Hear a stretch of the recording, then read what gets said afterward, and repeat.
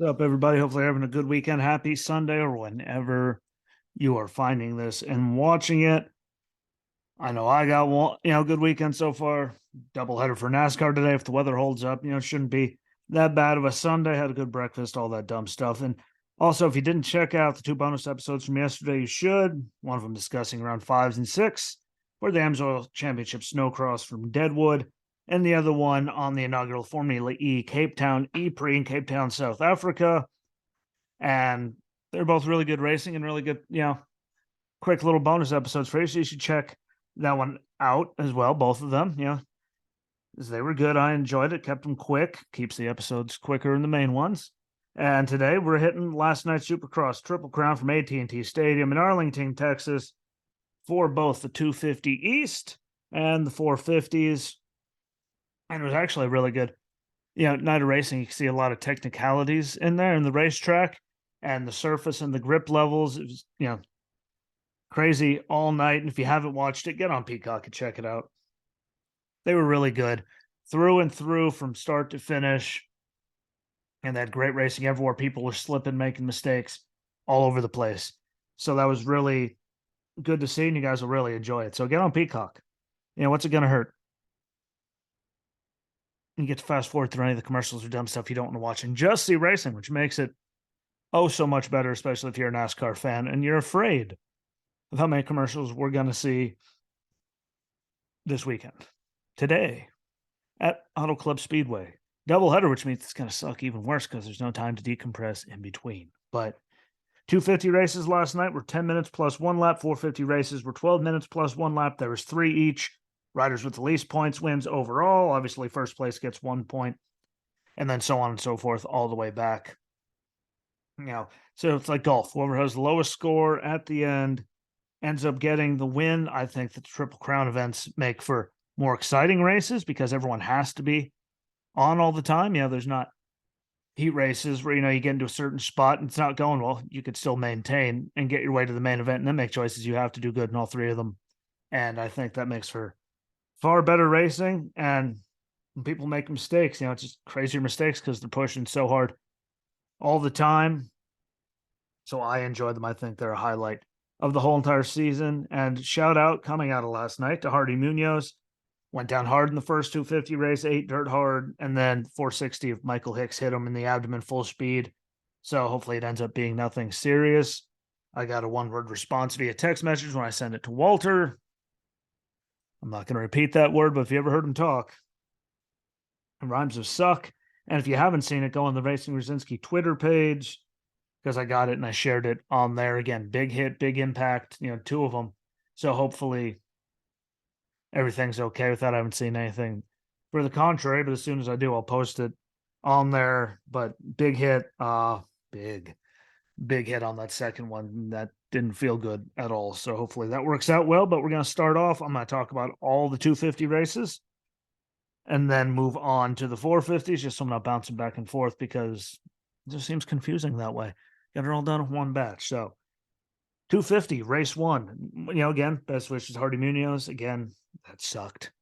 That really didn't look good, but it was a good race. That happened. We found out Hayden Deegan, is actually human. Finally proved it after, back-to-back fourth place finishes in his first 2 races. He's only 17, so he's only going to keep getting better, but he did show he was human. He went down in the whoops, completely killed his first race, but he picked it up the last 2. He was much better the last 2, figured out everything that happened and went wrong. And again, that kid's going to be, dangerous, especially with Hunter moving up. And I'm pretty sure, I'm pretty sure he's moving up. Jet's definitely going up to the 450s next year. So that'll, open the door for him to be that next guy up there to be battling with the people that are, currently there that aren't going anywhere. Super talented kid, tough first race, but turned around to a good night.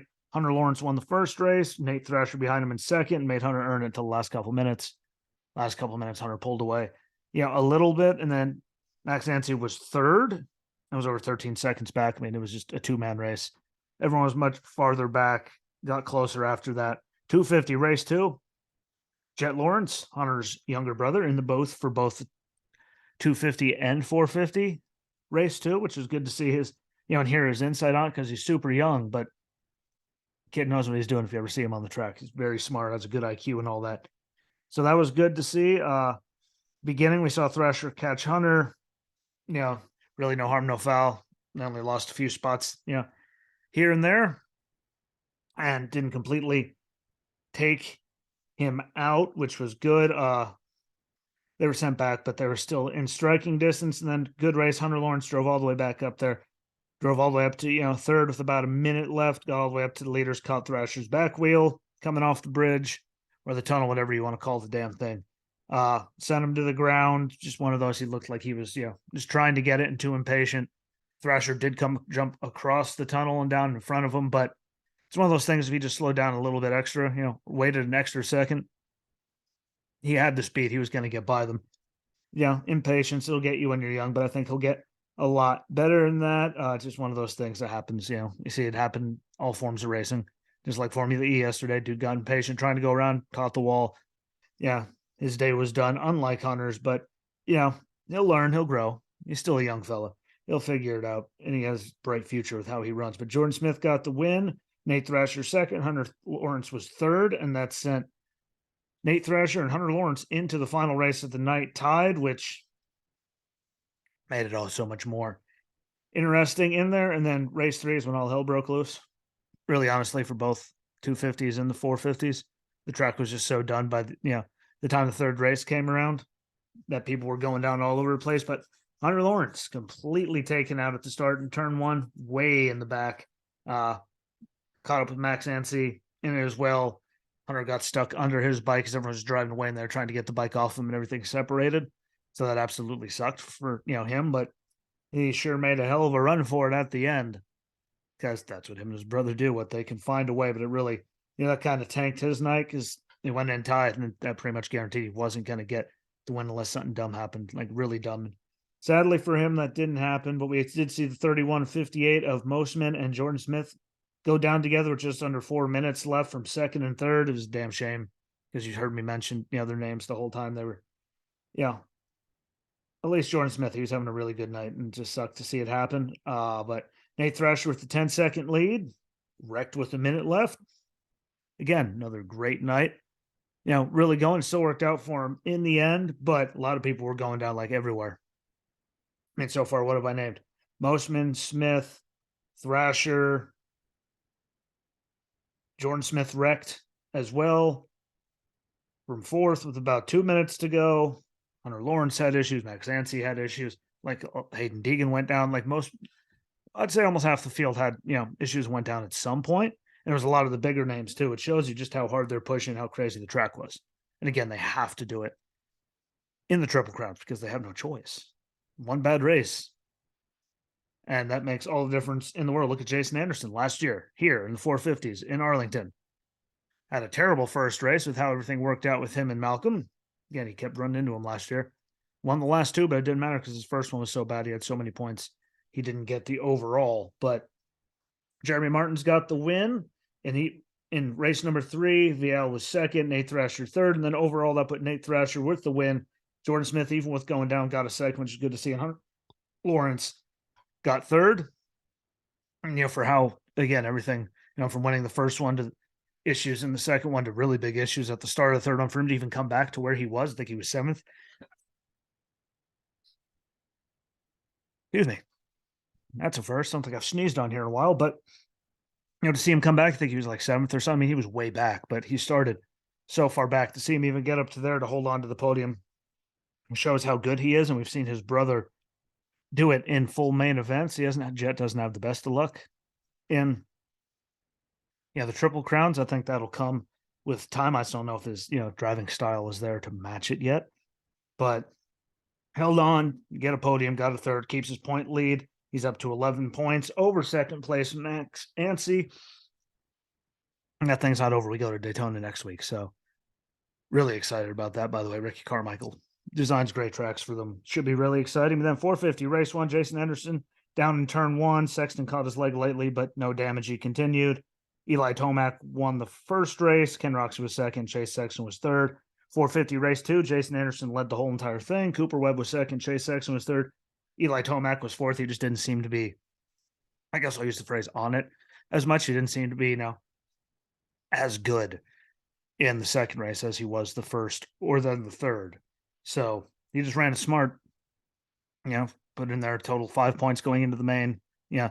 Show of it all, the last race, all of it. So he just played smart. He's really good at doing that. You see him do it a lot.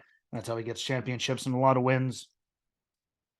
So that was really good. And again, it was good to see Jason Anderson. He's really good, these things. He just triple crown for some reason.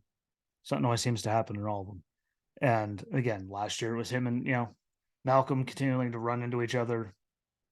This year was that right there at the beginning, which had him farther back. It was just one of those. It'll come to him. He's like Jet Lawrence. It's always has something dumb happen during one of them. And sooner or later, I think, he'll have, complete night with good luck without anything happening. But you're going so hard, the track's so slick. These things happen. And then 450s, race 3, the last one. And this is when all hell broke loose. I had 3 lines to talk about for the first 2. This one just kept going. Track was at its worst of the night. Kept it interesting. Everyone was on their toes. Lots of people went down. A lot of people went down all on their own. It was really, an interesting night, but it kept it busy and kept everyone just scratching their head. Tomac got the whole shot, started good. Chase Sexton tried to make a move. He went too far inside. The groove wasn't there yet for what he tried to do. So he went down while in second place with about 8 minutes to go, but he didn't fall out of second. He, got up and recovered quickly, lost about 3 seconds to Eli, but he just tried to make a move. The groove wasn't there yet. And, it's just one of those things. He's trying to do something to try to get around Eli. And it didn't work out. So, at least he kept going and he stayed in second, though. Good improvement, from that. Tomac went down from first off the bridge with about 5.5 left and dropped to fourth. You saw him, he just came across and he just landed funny. And everything just went into a full slide. But he was smiling and laughing and good at the end of the race. So that's the important thing.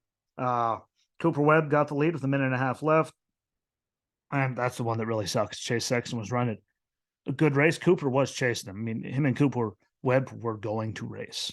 It was going to be one because he was there. And then, the cars just didn't fall in his way. A lapper went down in front of the 2 of them. They got around it. Another lapper tried to slow down, and he just happened to pull down in front of Chase. So Cooper got the big run because he didn't get so slowed down. It's just one of those. You turn around, you see the guy there. You didn't see him there. It's just wrong place, wrong time for Chase Sexton, but he still got a second out of it. So, can't complain about that. But Cooper Webb got the win in race 3. Chase Sexton second. Jason Anderson up there in third again. And then overall, Cooper Webb was first. Chase Sexton second. Eli Tomac third because he had that win. Gave him the tiebreaker. And again, a lot of crazy stuff, but like that was a finish. They had a good one. Not that, in Tampa with the 250 East, that was a great finish right there. Good racing throughout the whole entire night, but points for the 450s heading into Daytona where Eli Tomac has dominated. He's first with 160 points. Cooper Webb is second, 158 points -2. And then Chase Sexton is 5 behind in third with 155 points. And then fourth place is 30 back. So it's between these 3. They've won all the races, all 7 of them, 4, 2, and 1. It's going to come down to the wire. We got to see what happens, this weekend coming up. It was a great race night for everyone. Again, in Arlington, AT&T Stadium. Not a Cowboys fan, sorry, but Stadium always puts on good races. I like the Triple Crown stuff and how many people had issues from Eli Tomac. Hunter Lawrence had issues. Jason Anderson had issues. A lot of people. Ansi had issues. Mosman had issues. Like it just kept going. So I consider that to be overall good because it was getting everybody. It wasn't like it was just, smaller guys or bigger teams. Everyone was going down and having issues. And that's stuff you want to see where it's that tricky for everybody. And now we have to see, if Eli can carry on his dominance at Daytona because he has the most wins. He just a bunch in a row. He's on fire. And that's his track. We'll really see where the rest of the season should lie out for him, depending on how he does here, especially as it's his last season. He has dominated at Daytona. Ricky puts together good tracks every time. I'm excited to see it in action. And don't forget Peacock, 7 p.m. gate drop on Saturday. I'll mention that again throughout the week, but should be good. We also, before we leave, have to mention SX Futures race. Their main event results. Bennick won it easily. Cochran was second, and Bose Plug was third. Again, good race, but Bennick was gone, like gone. So congratulations to him. And we also get James Bubba Stewart will be in the booth in Daytona, which I think will be great and add so much to the broadcast just because of his experience, his knowledge, everything he knows about the sport, how long he's been in the sport, just went to the Hall of Fame, like all on his own.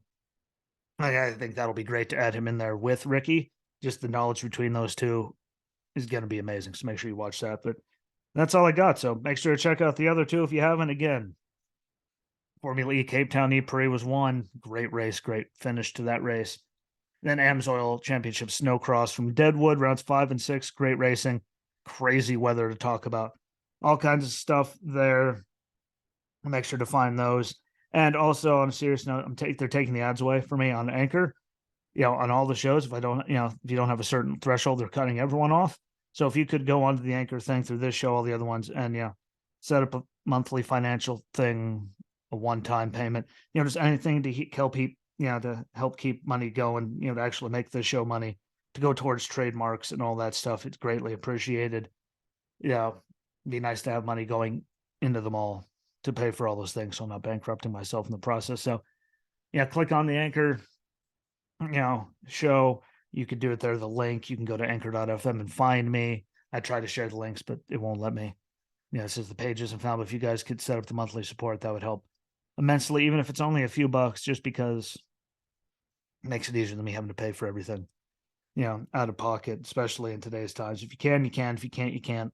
I fully understand. Just figured I'd mention it. And don't forget, new full episode coming tomorrow for NASCAR Auto Club and everything else that we talked about. Just, a debrief of it all, as well as any news about anything, injuries, penalties, anything that comes out from the rest of the day until tomorrow. So I appreciate you all. Thank you for watching. Thank you for listening. You know where it is. You know where it's available. Share the hell out of it. Rate the show, rate the episodes, rate the social media platforms and they're on the respective apps. That helps, more people find it. But I appreciate you. I'll be back tomorrow. And thanks. I'm out. Peace. Bye.